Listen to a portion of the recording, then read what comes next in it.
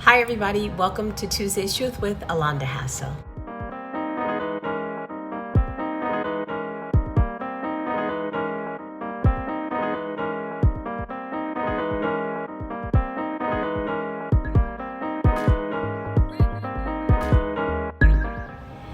So as an educator, I often have, these amazing, sometimes very challenging conversations with my students, in particular, first thing in the morning. They come in, students that I don't even have first period are in my class. I literally have to kick them out every single day. But we have to have these conversations, and I'm happy that they feel comfortable coming to my room, coming to my space. I get to work early so that I can prepare, I pray, I just kind of get myself right and ready, not just for the day to teach, but for the day to receive and to assist, for those things that have nothing to do with the curriculum. By the way, my shirt, there, and there, today was read your shirt, wear a shirt that people can read. And hopefully students and the world will learn how and when to use the correct there. But I'm an English teacher, so that kind of stuff makes me happy.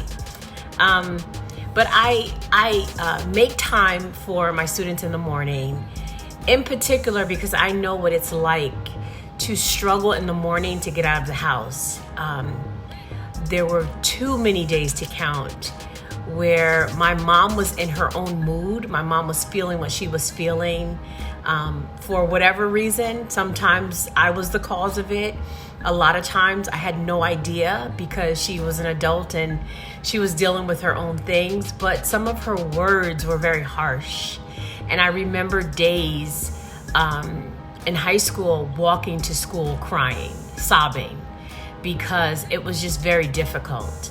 And of course now as an adult, I can look back and see that as an adult, she was going through her own things. But when I was, in high school, struggling to just, thrive in school and do my best, those words were damaging to me, and they sort of dictated my day. And I remember one time in particular, a friend who lived on the other side of the tracks, because I was walking from the projects, said to me like, yo, it's dumb early. Why are you crying this early in the morning? Like, what could possibly have happened? And I'm like, you have no idea. You just don't have any idea.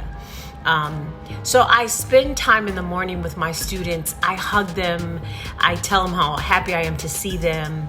I ask about them. I get updates about them. I try to remember some of the things that they shared with me so that I can, have that conversation. Even if it's, it was their birthday yesterday and they were going out to dinner. Okay, where'd you go? What did you eat?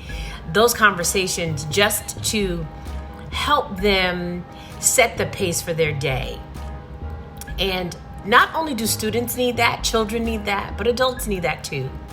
And in my household, when my children were younger and if they're home, every morning, my husband and I, we're saying good morning, we're saying how much we love each other, we're saying have a good day, we're saying how did you sleep, we're having conversation that helps us pace ourselves in a very positive way throughout the day.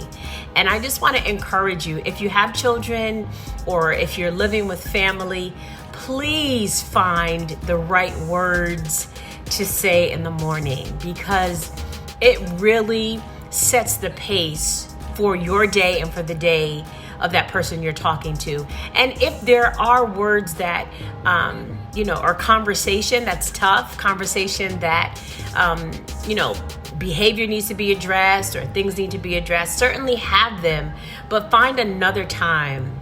Maybe after school and after work, or maybe before you go to bed, or another time where you can have those tough conversations so that, in particular, you're not leaving out of your door feeling angry and hurt or sad or frustrated because of words that were said, that you can go out into the world and perform and do your best at your job, at school, at wherever you're going, so that you are your best and you're producing at your best, and you're having your day set where you know that when I left home, I was already encouraged. I was already prayed for. When I left home, I had a great conversation with my family. When I left home, I had food. When I left home, I had the things that I needed. You know, sometimes the kids would be like, okay, Miss Hassel, I see you. You look dumb good. And I'm like, thank you, boo. But my husband already told me that. So when you leave home, like, I'm not looking for something or someone to have to console me every day or encourage me every day or compliment me every day. I want to make sure that those things happen at home, so that when I step out of my house, when you step out of your house, the things that you need to be successful for the day, you've already put those tools, you've already heard those words, you've already prepared yourself for the day. So it's very important for us to make sure that we are having good conversation, that we're not bringing up things that will be triggers or things that will hurt our day, but we're really focused in doing the things that we need to do because we've had conversation with the people we live with that's very helpful. So I hope that this is encouraging to you, that I'm sure many of you do this, but if you don't, it's a great time to just start, saying, I love you, to start saying, have a great day, to start saying, I'm praying for you, or to very quickly grab hands and pray for one another when you know the day is going to be difficult.